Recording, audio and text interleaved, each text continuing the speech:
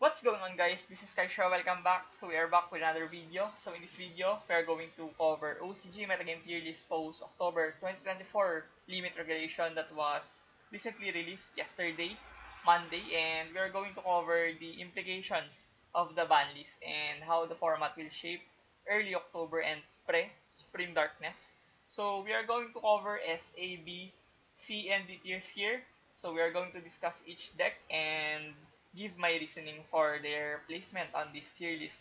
And this video is very much awaited for my lots of followers and viewers in this channel because they always ask me to make a tier list. And now I am doing this for the post-ban list. So starting off first on the D tier, we do have Ryuge Sword Soul. So Ryuge definitely offers a bunch of upsides for the Sword Soul. It offers a live Macrocosmos for Sword Soul. So you have a floodgating presence in your field. And also Sword Soul is a deck that is very fitting for the early format. It is very consistent and also it enables you to be more expressive on your Sword Soul lines, incorporating Tenyi, and you could also play it more controlled manner with Solems and Shifter. And also, it is very much playable because of the Ryuge. It improved the Sword Soul by a mile.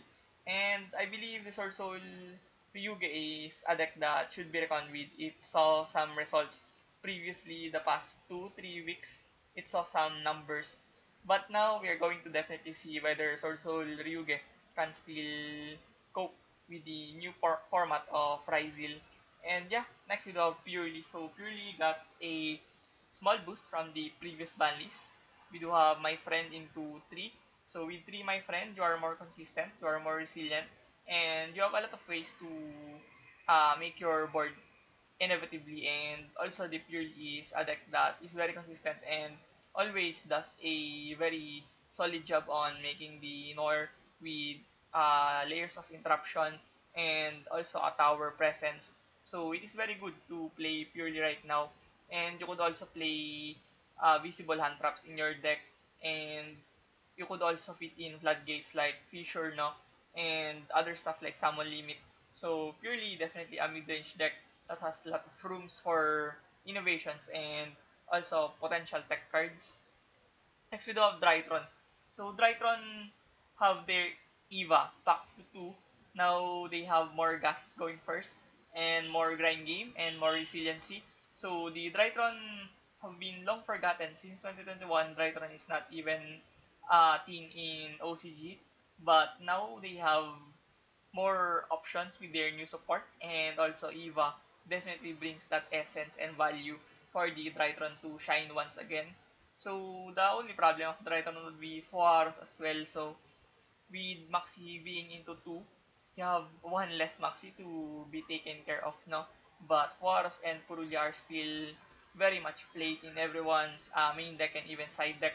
So it is very hard for Drytron to shine in a format where there are basically 8 Maxi running around in the metagame, no? So Drytron, once you go first and establish a very solid foundation of your board, I think there's not many decks that would penetrate the setup of Drytron, and also very resilient as well. You could play around the Ash, Baylor, Imperm, and Ghost Ogre.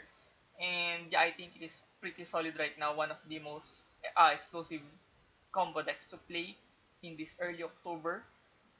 Next, we do have a very new deck in our metagame, and we are having a blast from the past with the Zodiac. So, the last time Zodiac was relevant was 2021, where Tri-Brigade Zodiac is a thing, and also pure mono Zodiac with Eldritch and Drytron.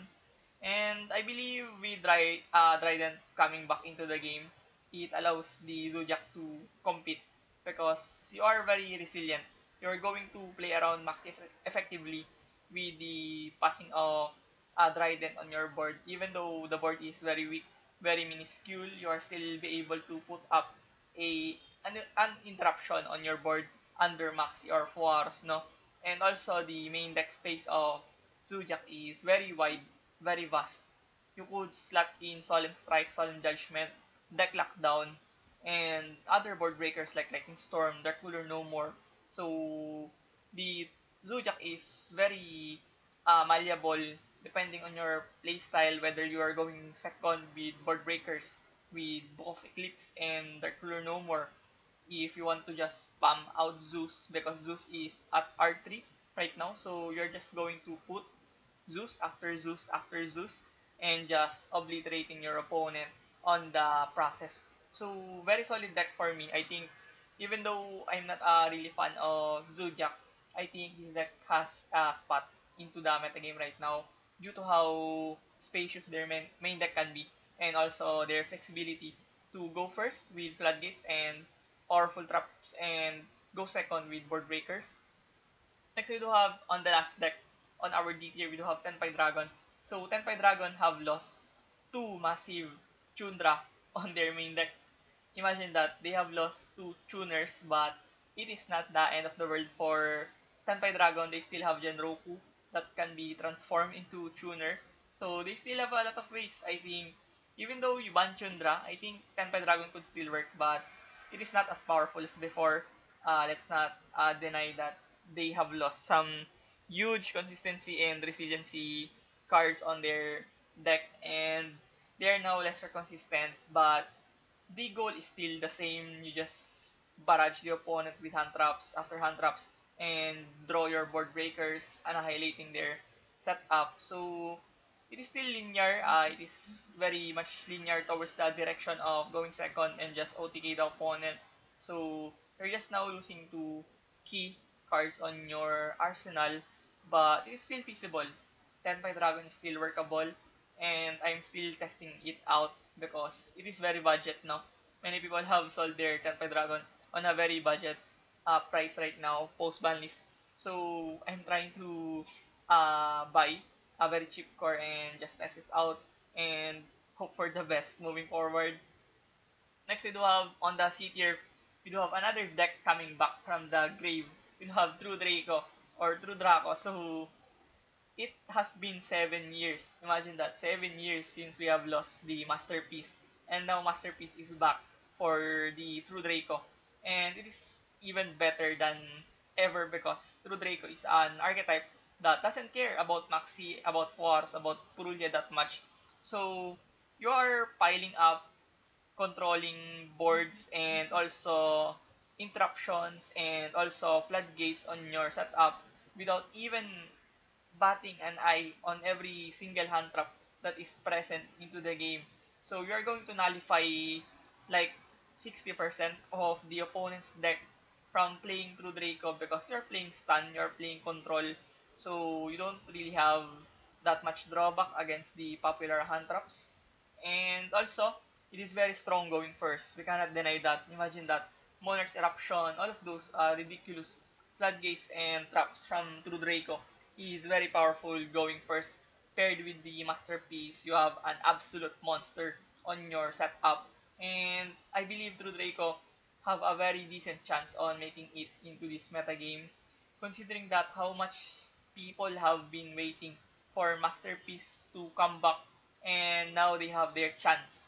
It is the perfect moment for True Draco players to express and show that True Draco is still a competent deck in 2024. And moving on next, we do have Branded. So Branded is still here. Imagine that since 2021, Branded has been a meta deck from Dawn of Majesty, and from this moment moving forward, Branded will still be relevant because of the nature of the deck. No, they have gotten an entire book. No, the story of White. Imagine that they have released a full binder of the storyline of Branded. So imagine that numerous supports, ridiculous numbers of support that they have gotten all over the years from 2021 to 2023, and they still have a new support no from the story of White recently. So it has been supported for almost 3 years already, and with those supports, I think Branded is given to shine, even though they have lost two Branded Fusion, one Branded Opening, and a bunch of stuff already for the Branded, but it's still feasible, and the innate gas of the deck is really phenomenal. Once you pair up against decks like Fire King, Rescue Ace, Malice, Ryzil, those decks with so much interruptions, you are going to penetrate against those boards with your just engine alone, paired with non-engines like Forbidden Droplet and Book of Eclipse, and the more popularized Going Second Breaker branded recently with a 60 card grass variant. No, so it is really strong. I believe branded is a deck that shouldn't be never be counted out. I think this deck is still here to perform, even though they have been power creep for quite some time. It is still a decent deck, and on the hands of right pilot, it is very much playable and very strong. And next we do have Centurion. So they have lost the Finsmith engine, and I do believe that it is still okay to play Centurion because you're just going to replace the Finsmith cards with the likes of Deck Lockdown and stuff like Solemns and even Fissure or Shifter, no? Because you're a deck like purely, you're a mid-range deck with so much room for innovations, for tech cards, for hand traps, for floodgates. So you're pretty much free to build around the deck and dictate what gameplay you want to express on Centurion. And it is also consistent considering that you still have the Centurion at full power except for the band Calamity, no? So Centurion is a deck that should be respected, I believe. Even though people doesn't rate the Centurion that much, I think this deck is here to compete and it is pretty much a viable option. It could even be B tier on some weeks because we have seen on Road of the King previously. This deck used to be a top 4 best deck on the pie chart, no? So it has numbers to back it up, and we cannot deny that, and we cannot argue with numbers. So Centurion is really up here to compete. Next, we do have Labyrinth, no? So Labyrinth have lost Finsmith as well, similar to Centurion. But on the flip side, Labyrinth is a control deck, so they have no issues replacing those engine with Forcing Stone, uh, 2 copies of Rollback, and other trap cards like the Black Goat Laps or other stuff like Torrential Tribute and other high impact trap cards. No? So this deck is also phenomenal against the hand traps, and you're definitely going to play around max effectively because you're just going to set, and the grind game of Labyrinth is also top notch. I believe it is one of the best grind games out there, and also the access to Dimensional Barrier easily is one of the best traits of this deck. So the barrier on Voices Voice against even Blue Eyes, and also the Ryzil, of course, they are instantly going to lose badly on one the barrier. Next we do have Bementotlan. So I always rate this deck uh, subpar. So I believe that's the correct term for that because I don't really fancy the deck too much. But I still believe in the prowess of this deck because this can dominate everyone in this metagame if you have drawn the correct cards and also you are trying to squeeze out the every possible interaction and playthrough with this deck around the boards of the meta decks and also the hand trap options, no?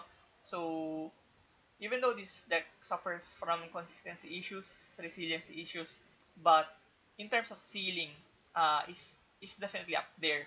Is really a deck that can dominate everyone. And given that they have lost also the Finsmith engine, they have lowered ceiling right now, but it is still very high compared to other decks here. It is even higher than Voices Voice or even Ryzil at some point, no?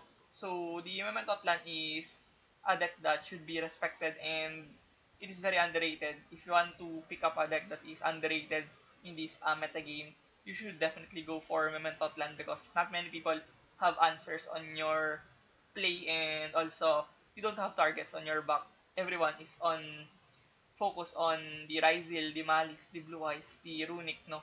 So they are not going to bat an eye that much against the Mentotlan. Moving on next, we do have the B tier. So we are now going into the higher echelons. Now we have the Fire King, Sinful, Azamina.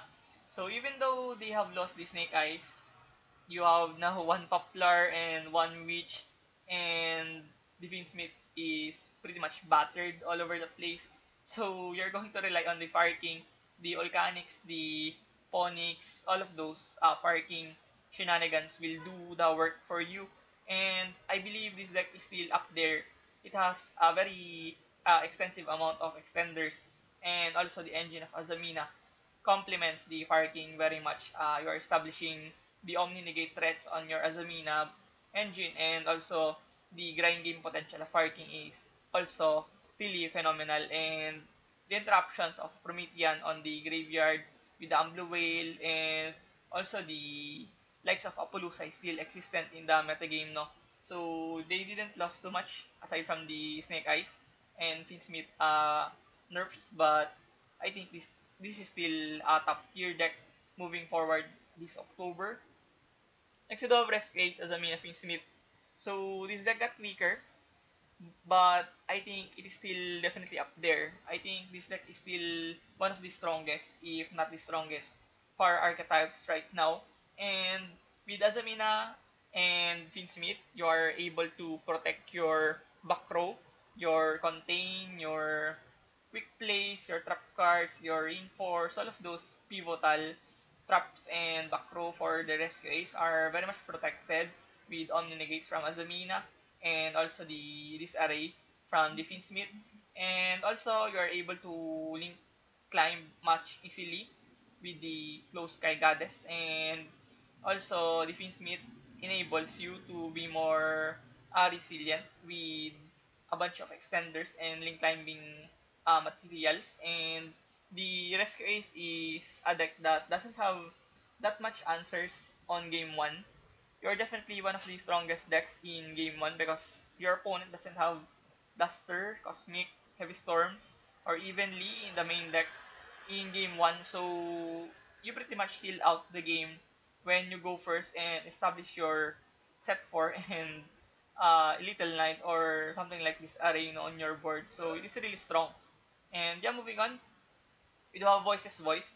So I think Voices Voice have been stellar for the most part. They have been just in the middle of the pack. They don't really move on the A tier, or they don't go lower on the D tier. They're still just in the middle. It's just chilling out there and fading against the metagame, no? So no matter what happens in the metagame, I believe Voices Voice is still viable no matter what happens, even though the format will be very focused on aggro decks and also control decks, no? I think Voices Voice still has that place in the middle of the pack due to how consistent the deck is. Very reliable, very linear, and you're able to dish out Omni Negate and protection on your board. And by just being that safety measure of a deck, no, it enables you to encompass a lot of decision-making intangibles that you're going to focus against your opponent rather than just deciding on your what is the best play for you or what is the best route for your playthrough, no? So that easy factor of Voices Voice is definitely a convenient factor for the players of playing Voices Voice. And also, even though I think losing the Maxi in the OCG will rattle the Voices Voice because they are a deck that is able to play around Maxi effectively. So you're just going to let your opponent draw one or two with the Saurabis and also the Skull Guardian summon on your field, no? So even though we lose Maxi, I think Voices Voice is still decent. It could still perform really well. And I believe this is one of the best investments that you could make into the OCG right now because it is not addressed by the ban list for 3 ban lists already, no? Since the past year, it is not addressed by the ban list. So, Konami really thinks that this deck is very balanced and very much okay to stay in the metagame. Next, the complete opposite of Voices Voice, we do have Runic. So, Runic has been here since 2020. Imagine that. It has been 2 years, almost 3 years already, that we have Runic on our metagame, no? And the innate nature of the deck being stun, being control, being punishing with uh, the complete exact opposite of playing how the modern game looks like. It is evident on Runic because you're just going to rely on the draw power to have your intangibles and also the floodgates to stop your opponent from playing the game. And you're going to deck out the opponent from miserable deck outing mechanic of your cards, no, and also you're going to win on time with the gain life points from the fusion monster of Runic. So it has everything to win. Yeah, I believe. I think this is the deck that is just designed to win games. Just that's just how good Runic is. I think this is really terribly designed into a positive note because even though the deck is very negative, very toxic, very obnoxious to play against, I think it gets the job done. You are effectively playing around Maxi and you're also winning on every angles of the game. So I think this is very resilient. And if you want just stability and resiliency into this meta game, you will definitely go for Runic because it is the most safest deck out there to play. And it is also in the top 5 right now on my books. Next, moving on towards the more interesting decks, we have the Blue Eyes. So post SD47, Blue Eyes have been rampaging. It didn't even look back and stop for a while because they have been dominating numbers on X Twitter and they are performing really exceptionally well on my research. I haven't uploaded the tournament results from September 20 to 23, the previous weekend, but it is clocked with so many blue eyes and it is the third best deck on my opinion right now into this October format because even though Voices Voice and Runic are more safer options and better against playing around Maxi, I think Blue Eyes have that really explosive edge and unique touch of really extending your board and obliterating your opponent from dominance once you are able to combo off and set up your magia, your spirit, and everything on your side of the field is really strong. And I think people have been long waiting for this Blue Eyes to pop off because there's a lot of Kaiba fans and people have loved the Duel Monsters era. And Blue Eyes is the epitome of that generation. And I think it is very deserving to be up here in this 8th year because even though people have doubted the Blue Eyes for multiple occasions since the previous years, people have been neglecting the Blue Eyes for a very long time now. But now they have gotten their chance to shine and they have gotten the proper support. So let's wait whether Blue Eyes can withhold their position on this tier list or fall off or fell off on the upcoming sets of Suda and Duel's Alliance, no? But now Blue Eyes is really looking formidable and very solid. Next, we do have the last deck on our 8th tier. We do have Malice. So, oh my god, Malice. So, Malice have really outnumbering everyone aside from Ryzel in this tier list. I think Malice is clear cut to be the second best deck out there. The only problem that they face are the Maxi and Fuaros and all of those hand traps. And I think they're just lagging behind Ryzel because of those reasons. I think Ryzel is just a deck that fares well around Maxi and Fuaros. That's why Ryzel is the best. But in terms of ceiling and overall firepower and explosiveness, Malice is a level of their own. They're in a different category above everything else here. Even Memento Atlan is explosive. Other stuff like Fire King, Rescue Ace are explosive. Malice is on a different level. And the nature of the deck being able to cancel out Graveyard, they're able to play Shifter, they're able to play Fissure, and other Graveyard hate. That's why it makes them very exceptional because most of the Cybers decks and Link-based decks are losing on Graveyard, Matmech, Tribe Brigade, all of those Link-based decks are really dependent on Graveyard, but Malice is different. Konami have taken things too far with this deck because it is very resilient and it doesn't care about graveyard hate and stun on the graveyard, no? So, on the contrary, they are losing bad against Lancea. But other than Lancea, not many cards can do so much around Malice. And Lancea is a card that people should contemplate whether it is worth playing or not, because if the environment doesn't have that much Malice, I think Lancea is really subpar around other decks. But when your locals is infested by Malice, you should definitely play 3 of Lancea. And Lancea as a card is very format dependent. It is going to depend on the best decks available and also the rogue environment that could be answered by Lancea. So, all in all, Malice is the clear-cut second best deck and probably the most explosive deck out there in this October format. And moving on towards the S tier, you do have Ryzil. Oh my goodness. Ryzil have been dominating the OCG since the release of DBCB or Crossover Breakers, no? They have been the best deck, clear-cut best deck above everything else. It doesn't even compare. There's no contest around this Ryzil right now. The ability to set up multiple interruptions with just one card, and you have like 95% of drawing the full combo on this Ryzil.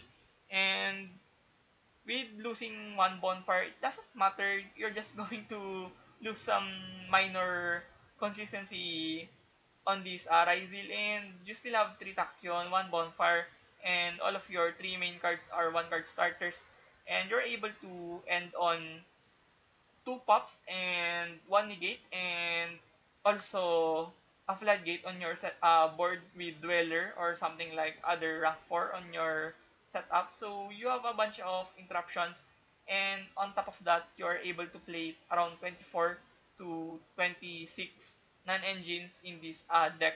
So you have a bunch of cards that can be able to fit in around the environment that you're playing. When you want to be more assertive on control, you could play Solemn Strike, Summon Limit, or even Skill Drain on your main deck, no? When you want to be more centric on mid-range, you just play something like Ghost Ogre and Purulia on your main deck. And if you want to be more quirky or expressive on your board breaking capacity, no, you could even main deck Evenly Match or Book of Eclipse on your main deck. So it is very flexible. I believe it is similar to Zodiac and Centurion to some degree, but it is hyper consistent, and it is the most consistent out of this bunch of decks. And that's what it matters the most, no? On higher levels of play, you're going to bank on consistency because it is what is the best factor to bring on large tournaments, and you're going to bank on consistency of the best deck available, no? So yeah, that sums up our OCG metagame tier list review and discussion. So if you found this video informative and helpful, please consider subscribing into my YouTube channel. It definitely motivates me a lot to keep providing and upload this kind of content for you guys. So once again, thank you for watching. See you on the next one. Peace.